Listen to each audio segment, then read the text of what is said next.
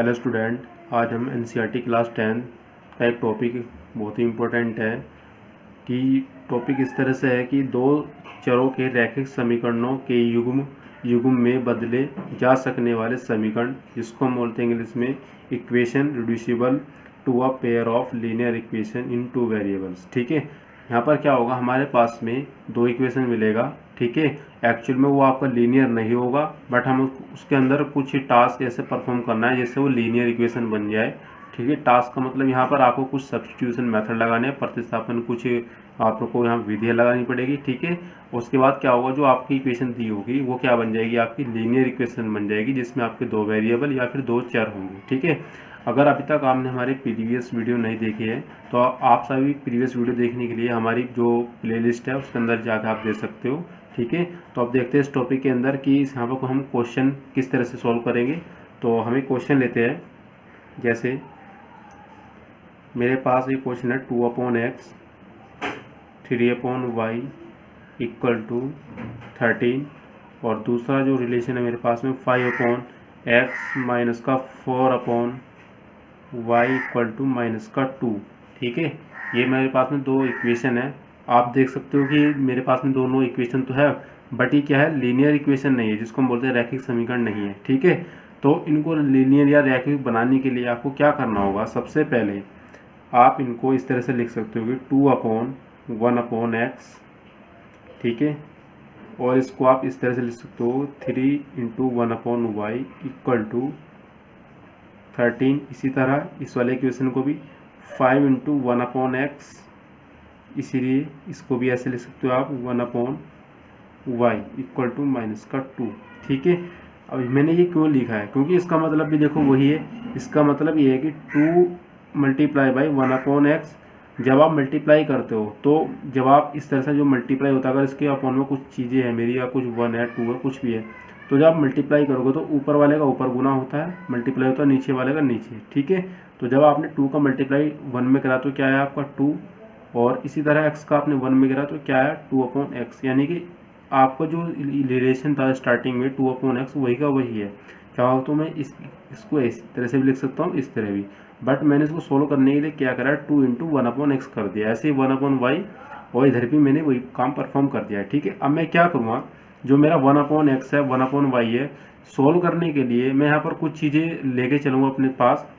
मैं क्या करता हूँ, 1/x इक्वल टू मैं p ले लेता हूँ। ठीक है, यहाँ पुट कर देता हूँ, माना कि 1/x बराबर किसके, p के, और 1/y किसके इक्वल है, q के। ठीक है, ये मैंने दो क्या ले लिए, कोई भी दो वेरिएबल ले लिए दूसरे। अब 1/x को मैंने क्या बना लिया, p, 1/y को q। अब यहाँ पर मैं वैल्यू इसके अंदर पुट कर दूंगा। ठीक है, अब देखते क्या आएगा। तो पहले मैं इसमें पुट कर रहा हूँ, तो 2/1/x को मैंने क्या बना दिया, p इंटू 3, 1/y को मैंने क्या बना दिया, q, तो ये q हो गया आपका इक्वल टू 30। ठीक है, अब इसी तरह इस वाले इक्वेशन के लिए देखते हैं, तो 5/1/x आपका p बन चुका है, बीच में है -4, 1/y आपका क्या बन गया, q इक्वल टू माइनस का 2। ठीक है, अब आप क्या देख रहे होगे कि आपके जो इक्वेशन बन के आए हैं बिल्कुल लीनियर इक्वेशन की तरह ही है। ठीक है, जिसके हमारे अंदर दो वेरिएबल है, बट यहाँ पर हमारी क्या है, p और q। ठीक है, तो अब इसको हम इजीली सॉल्व कर सकते हैं। तो हम क्या करेंगे, हमारे पास में अब चॉइस है हम कि हम इसके अंदर कौन सा मेथड लगाए, प्रतिस्थापन लगाए, विलोपन विधि लगाए, या वज्र गुणन लगाए। ठीक है, तो आप इसको सिंपली, अब आपके पास में 3 मेथड है, कोई से भी लगा सकते हो आप, जो सा ही मेथड आप जिसमें क्या कंफर्टेबल हो वो यूज़ कीजिए। ठीक है, तो मैं सिंपली लगाने वाला हूँ आपका विलोपन विधि। विलोपन विधि के अंदर क्या होता है, आप जो हमारे जो वेरिएबल होते हैं उसके अंदर हमारे जो कोफिशिएंट होते हैं उनको हम दोनों को क्या करते हैं, बराबर करते हैं, फिर उनको प्लस या माइनस करके एक दूसरे टर्मिनेट या रिमूव कर देते हैं। उसके बाद जो हमारे पास दूसरा वेरिएबल बचता है उससे हम उसकी वैल्यू फाइंड आउट कर लेते हैं, और उस इक्वेशन जो रिलेशन आता है हमारे पास में, जो वैल्यू आती है उस वैल्यू को हम इक्वेशन जो भी हम लेके चलते हैं इसके अंदर पुट कर देते हैं। ठीक है, उससे हमारे पास जो दूसरा वेरिएबल होता है उसकी भी वैल्यू आ जाती है। ठीक है, अब हम इसको सोल्व करते हैं। ठीक है, मैं इसको इसमें फर्स्ट ले लेता हूँ, इसको 2। ठीक है, मैं यहाँ पर चाह रहा हूँ कि मैं p की वैल्यू निकालूँ पहले, कि p की वैल्यू मेरे पास क्या आने वाली है। तो p की वैल्यू निकालने के लिए सबसे पहले मुझे q को यहाँ से ख़त्म करना होगा। ठीक है, q मैं कब ख़त्म कर सकता हूँ, अगर यहाँ पर 3 आपका और यहाँ पर 4, अगर इन दोनों के आपके जो गुणांक है दोनों के इक्वल हो जाए, ठीक है। इक्वल कब हो गए, अगर देखो मैं इसमें यहाँ 4 से गुना करता हूँ तो 12 हो जाता है यहाँ पर, और यहाँ पर मैं 3 से गुना करता हूँ, ठीक है। यहाँ पर इसको जो गुणांक है 3, यहाँ पर मैंने गुना कर दी तो ये भी कितना हो रहा है 12 है, यानी कि इसके गुणांक में यहाँ पर गुना कर रहा हूँ, इसके गुणांक से यहाँ पर गुना कर रहा हूँ, दोनों क्या हो रहे हैं 12 12 हो रहे हैं, और एक प्लस का एक माइनस का, फिर मैं क्या करूँ दोनों को ऐड करूँगा तो 12 और माइनस 12 हो जाएगा क्या आपका कैंसिल, फिर आपको क्या बचेगा ये वाला टर्म बचेगा और ये वाला, ठीक है, जिससे आपकी पी की वैल्यू हो जाएगी, ठीक है। तो हम मल्टीप्लाई करते हैं तो हम क्या लिखते हैं, समीकरण 1 में हमने मल्टीप्लाई करी कितने से 4 से, ठीक है, ये हमने ऐसे लिख दिया, और फिर ऐड करते दोनों इक्वेशन को प्लस करके, फिर इक्वेशन या समीकरण 2 के अंदर आपने मल्टीप्लाई करी कितने से 3 से, ठीक है, और फिर ऐड कर दिया आपने दोनों को। तो पहले हम इक्वेशन 1 के अंदर 4 से मल्टीप्लाई कर देते, क्या आएगा हमारे पास, तो जो मल्टीप्लाई करो तो पूरे टर्म के अंदर मल्टीप्लाई होती है, तो 2p प्लस का 3q इक्वल टू 30 टू 4, ये आपका 4 इधर आ गया, ठीक है। मल्टीप्लाई कर दिया आपने दोनों टर्म में, तो पहले इसको सोल्व कर लेते हैं, और या फिर दूसरा इक्वेशन भी साथ में लिख लेते हैं, कितना आपका दूसरा इक्वेशन कितना है 5p माइनस का 4q इक्वल टू माइनस का 2, और इसमें आपने मल्टीप्लाई करा कितने 3 से, यहाँ पर ब्रैकेट लगा के 3 लिख दीजिए, ठीक है।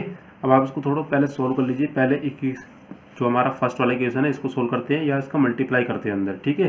तो क्या आएगा, इसको मैं यहाँ लिख लेता हूँ, तो 8p, ठीक है, मैं आपको स्टेप बाय स्टेप बता रहा हूँ, आप डायरेक्टली मल्टीप्लाई करके इस तरह से लिख सकते हो आप वरना तो उसको, ठीक है। तो आपने यहाँ मल्टीप्लाई करा तो 4 दूनी 8p, फिर यहाँ पर 4 तिया 12q इक्वल टू 13 चौका होता है 52 आपका, यानी कि 52, उसके बाद इसका मल्टीप्लाई तो 15p माइनस का 3 चौक 12q इक्वल टू माइनस का 6, ठीक है। ये वाला इक्वेशन मेरा यहाँ बन चुका है। अब मैं क्या कर रहा हूँ, दोनों को ऐड कर रहा हूँ, ऐड करने पे मैं देखता हूँ मेरे पास में इनकी वैल्यू क्या आने वाली है, ये देखते हैं, चेक करते हैं, ठीक है। तो सबसे पहले हम क्या करेंगे, जो हमारे पास में प्लस और माइनस वाली चीज़ें ये तो हमारी कैंसिल हो गई, ठीक है। अब हम जो 15p है और 8p इनको ऐड कर देंगे, तो 15 और 8 कितने होते हैं आपके 23p इक्वल टू, तो 52 में से आपने कितने माइनस करने हैं, कितना माइनस का 6, तो माइनस का 6 जब आप माइनस करो तो कितना आएगा आपके पास में 46, ठीक है। उसके बाद p इक्वल टू, ये आपका काय में है गुना में है, तो ये जाएगा आपका भाग में, तो 23, ठीक है। अब आप इसको डिवाइड करो तो कितना आएगा, तो 23 दूनी आपके 46 होते हैं, या फिर मैं ये कहूँ कि मेरे पास जो p की वैल्यू है कितनी आएगी 2 आ गई, ठीक है। याद रखना अब ये जो आपके पास वैल्यू है p की है, ना कि x और y की। तो आप क्या करोगे, p की वैल्यू आप इक्वेशन फर्स्ट या फिर सेकंड में पुट कर दीजिए, आपके यहाँ से q की वैल्यू हो जाएगी, ठीक है। तो मैं इक्वेशन फर्स्ट के अंदर पुट करता हूँ, तो फर्स्ट मेरे पास में क्या है 2p प्लस का 3q इक्वल टू 30, मैं यहाँ लिखूँगा एक स्टेटमेंट कि p का मान समीकरण 1 में रखने पर, ठीक है। तो समीकरण 1 मेरे पास ये है, तो p की वैल्यू मैंने कितनी रखी 2, तो 2 इंटू 2 प्लस का 3q इक्वल टू 13, ठीक है। तो 3q इक्वल टू जाएगा आपका 13, ये आपका 2 दूनी 4, इधर आपका काय में है प्लस में, इधर आगे होगा आपका माइनस का 4, ठीक है। जब आप उसको माइनस करोगे तो आपका बचेगा कितना 9, या फिर 3q इक्वल टू कितना हो जाएगा आपका 9, ठीक है।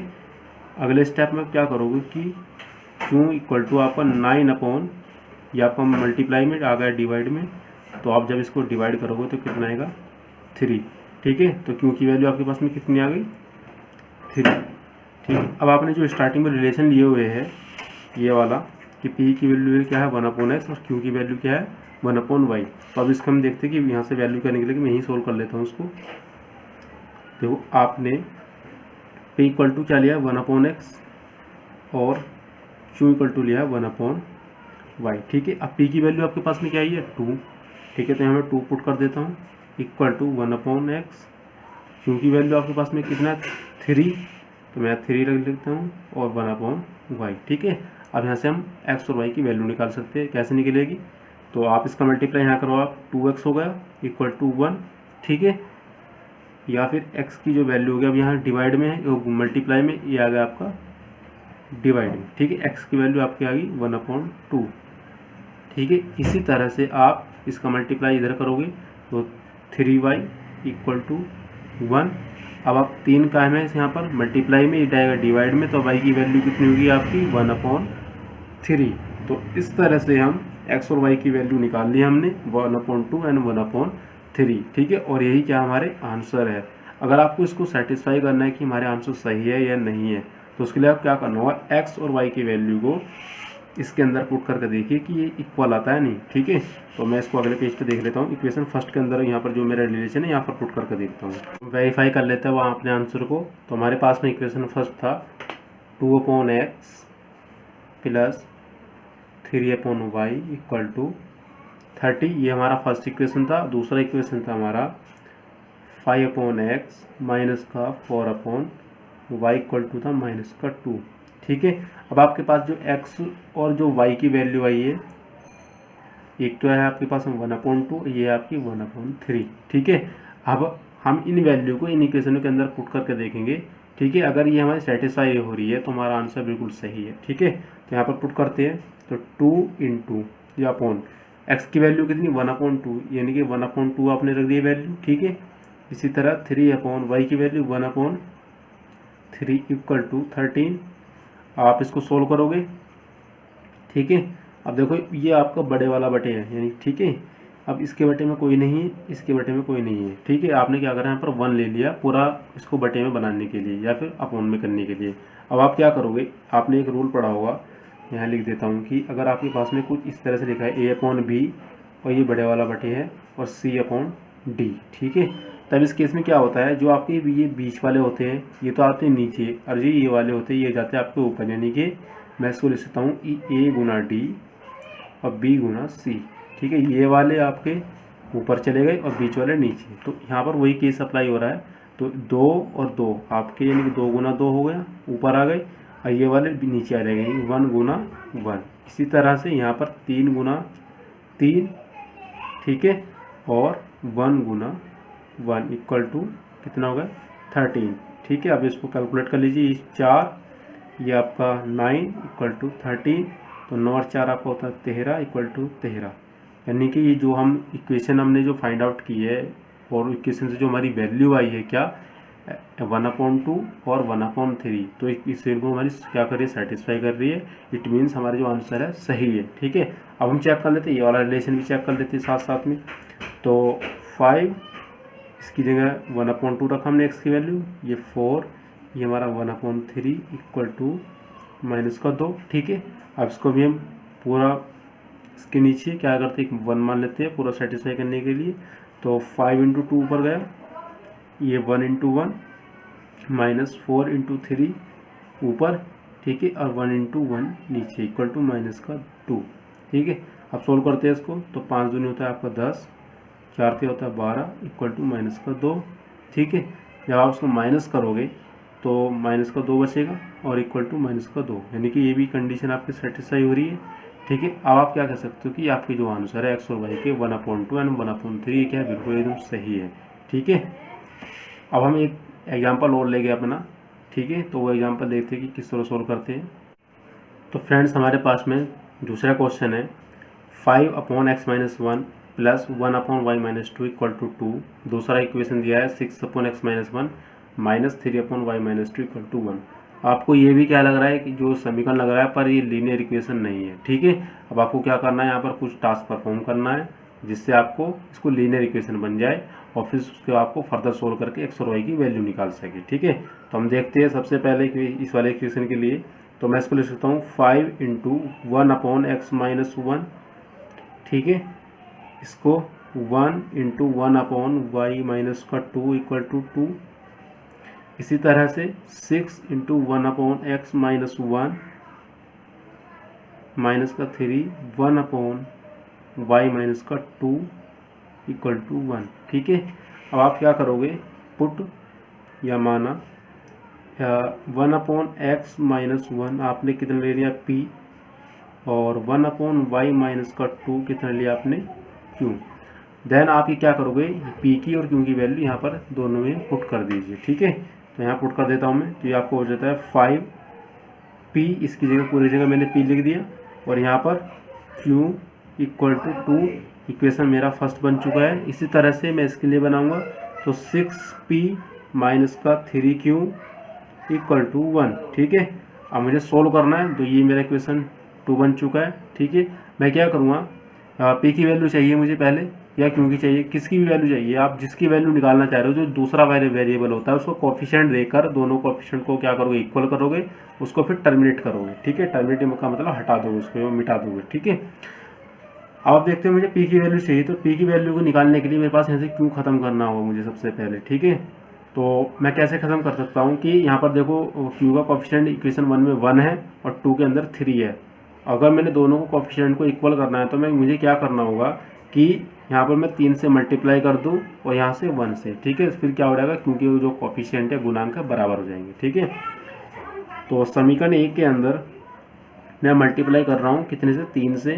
ठीक है, आपको हमेशा ये चेक करना होगा जिसकी आप वैल्यू टर्मिनेट करना चाहते हो उनके कोफिशिएंट देखो और उनके कोफिशिएंट से आपस में एक दूसरे मल्टीप्लाई कर दो। ठीक है, देखिए यहाँ पर 3 है तो यहाँ पर 3 की मल्टीप्लाई यहाँ करो, यहाँ 1 है तो 1 की मल्टीप्लाई यहाँ करो। ठीक है, आपको कुछ भी कोफिशिएंट हो सकता है। ठीक है, अब आपको ऐड करो, ऐड क्यों कर रहा हूँ, एक प्लस में आपका एक माइनस का, अगर दोनों प्लस का होते तो माइनस करते। ठीक है, अब हम आगे करते हैं इसको, इक्वेशन समीकरण जो आपकी 2 है वो इसमें ऐड कर देते हैं। ठीक है, तो समीकरण 3 में आपने 1 में पहले आपने 3 से मल्टीप्लाई करी तो समीकरण 1 यानी कि 3 से मल्टीप्लाई करें, ये 15 हो गया, 15p। ठीक है, ये आपका 3q और ये आपका 6, 3 दूनी 6 होता है आपका। ठीक है, और यहाँ पर आपका इक्वेशन सेकंड यानी कि 3p माइनस का 3q इक्वल टू 1। ठीक है, अब देखो आपका ये वाला जो कोफिशिएंट है q का वो क्या इक्वल हो चुके हैं। ठीक है, यानी कि कैंसिल, और ये 15p और ये आपका कितना 6p, ये कितना हो गया आपका 21p। ठीक है, ये आपका 6 और 1 7, या फिर p की जो वैल्यू आ गई आपकी 7/21, और जब आप इसको डिवाइड करोगे 7 एकम 7, 7 दूनी 7 21 यानी कि 1/3 है। p की वैल्यू आ गई आपके पास में कितनी 1/3। अब आप p की वैल्यू इक्वेशन फर्स्ट या 2 में रख के q की वैल्यू निकाल सकते हो। ठीक है, तो हम निकालते हैं वैल्यू, मैं इक्वेशन फर्स्ट के अंदर और सेकंड के अंदर पुट करता हूँ p की value. Putting the value of, मैं लिखता हूँ putting the value of p equal to 1/3 in equation 2। ठीक है, 1/3 थी p की वैल्यू, इक्वेशन सेकंड मेरे पास में ये रहा। ठीक है, मैं यहाँ पर पुट कर देता हूँ क्या है मेरे पास में, तो 6p माइनस का कितना 3q इक्वल टू 1, तो 3q इक्वल टू 1 कितना पुट कर रहे हो p की 1/3, तो 6 इंटू 1/3 माइनस का 3q इक्वल टू 1, इसको आप डिवाइड करोगे तो 2 बचता है यहाँ पर आपका, तो 2 इक्वल टू माइनस का 3q इक्वल टू आपका 1, या फिर माइनस का 3q इक्वल टू 1, ये इधर जाके माइनस हो गया क्योंकि यहाँ प्लस में है। ठीक है, तो 3q माइनस का इक्वल टू माइनस का 1 बचा। ठीक है, माइनस से माइनस दोनों तरफ से कैंसिल, तो q की वैल्यू आपकी होगी 1/3, यानी कि इस केस के अंदर हमारे पास p और q की वैल्यू इक्वल है। ठीक है, अब आप क्या करोगे, p और q की वैल्यू को इक्वेशन जो आपने रिलेशन बनाए हुए हैं ये वाले, ठीक है, यहाँ पर पुट कर दीजिए, देन आपके पास में x और y की वैल्यू हो जाएगी। ठीक है, मैं पुट कर देता हूँ, तो 1/x माइनस 1 मैंने लिया है p। ठीक है, और 1/y माइनस 2 लिया है मैंने q, तो 1/ कितना था y माइनस 2 ये मैंने दिया है q। ठीक है, अब मेरे पास में p की वैल्यू कितनी आई थी 1/3, तो 1/x माइनस 1 इक्वल टू 1/3, इसी तरह से 1/1 y माइनस का 2, इसी वैल्यू कितनी है 1/3। ठीक है, अब इसको सोल्व करते हैं, 3 का मल्टीप्लाई यहाँ पर और इसका यहाँ पर, यानी कि 3x माइनस 1, इसका यहाँ किया मैंने मल्टीप्लाई, इसका यहाँ किया। ठीक है, इसी तरह से पहले चलो इसको सोल्व कर लेते हैं पूरा कितना आएगा, तो ये इधर आके कितना हो गया 4 हो गया और x। ठीक है, या फिर x की वैल्यू कितनी हो गई 4। ये मैंने कैसे किया क्योंकि यहाँ पर माइनस में इधर आके प्लस का 1 हो गया और उसमें ऐड कर दिया मैंने 3, जो 4 हो गया। ठीक है, इसी तरह से इसका मल्टीप्लाई आप यहाँ करोगे और इसका यहाँ। ठीक है, तो 3y माइनस का 2। ठीक है, इसी तरह ये इधर आकर प्लस में हो जाएगा, यानी कि 3 प्लस का 2 इक्वल टू y, या y इक्वल टू कितना हो गया 5। ठीक है, तो इस तरह से आप x और y की वैल्यू निकाल सकते हैं। अब क्या करना है, आपको आंसर को चेक करना होता है कि हमारा सही है या गलत है। तो आप क्या करोगे, इक्वेशन उठाओ जो आपको इक्वेशन दी होती है स्टार्टिंग में, ये वाला यहाँ पर आप वैल्यू पुट कर दीजिए, ठीक है। तो मैं इक्वेशन उठाता हूँ। तो इक्वेशन मेरे पास में क्या है, 5/x माइनस का 1। दूसरा इक्वेशन ही जो इसमें दूसरा फॉर्मेट यहीं पर दिया है, y माइनस का 2 इक्वल टू 2। ये मेरा इक्वेशन फर्स्ट था, ठीक है। अब यहाँ पर मैं x और y की वैल्यू पुट करके देखता हूँ कि मेरी सेटिस्फाई होगी नहीं। तो 5/x की वैल्यू कितनी, 4 माइनस का 1 प्लस 1/y की वैल्यू 5 माइनस का 2 इक्वल टू 2। अब हम इसको सोल्व करेंगे। तो 5/4 में से आपने 1 माइनस करा तो 3, और यहाँ पर 1 में से आपने 5 में से 2 को माइनस करा 3 इक्वल टू 2। जब आपका एलसीएम लेते हो और नीचे क्या हो, कंडीशन आपकी सेम हो, यानी कि नीचे इक्वल नंबर हो, यानी कि 3 3 है, तो एलसीएम आपका 3 आएगा, ठीक है। और जो ऊपर वाले नंबर होते हैं वो आपके ऐसे के ऐसे लिखी जाती है, ठीक है। तो 5 प्लस का 1 इक्वल टू 2, इसको आप ऐड करोगे तो 6 अपॉन क्या चल रहा है 3 इक्वल टू 2। जब उसको डिवाइड करोगे तो कितना आएगा 2, यानी कि 2 इक्वल टू 2, यानी कि ये वाली कंडीशन हमारी सेटिस्फाई है। अब दूसरे इक्वेशन के लिए भी देख लेते हैं कि वो सही है नहीं है। तो दूसरा इक्वेशन मेरे पास में 6/x माइनस का 1 माइनस 3/y माइनस का 2 इक्वल टू 1, ठीक है। पुट कर दीजिए x और y की वैल्यू। x की वैल्यू कितनी 4 माइनस का 1 माइनस 3/y की वैल्यू आपके पास 5 माइनस का 2 इक्वल टू 1, ठीक है। अब सेट सॉल्व करते हैं। तो 6 ये आपका 3 बच रहा है, माइनस 3 ये भी आपका कितना 3 इक्वल टू 1। ये आपका 2 हो गया जब आपने इसको डिवाइड करा, और ये आपने 3 से डिवाइड कर रहे हो तो 1 इक्वल टू 1, और 2 में से आपने 1 को माइनस करा तो इट मीन्स 1। तो 1 इक्वल टू 1, यानी कि हमारी जो x और y की वैल्यू क्या है, एकदम सही है। तो इस तरह से हम इन इक्वेशन को सोल्व कर सकते हैं। किसी भी तरह की इक्वेशन आएगी, बस आपको क्या करना होगा, अपना थोड़ा लॉजिक लगाना है और यहाँ पर देखना है कि मैं उस इक्वेशन के अंदर जो आपका p इक्वल टू या q इक्वल टू क्या पुट करने वाला हूँ जो दिया हुआ उसके अंदर, ठीक है। तो इस तरह से आप इक्वेशन को सोल्व करते हो। तो थैंक यू स्टूडेंट। अगर आपको वीडियो पसंद आया तो अपने फ्रेंड के साथ में शेयर करो और चैनल को सब्सक्राइब ज़्यादा से ज़्यादा करो। Thank you guys.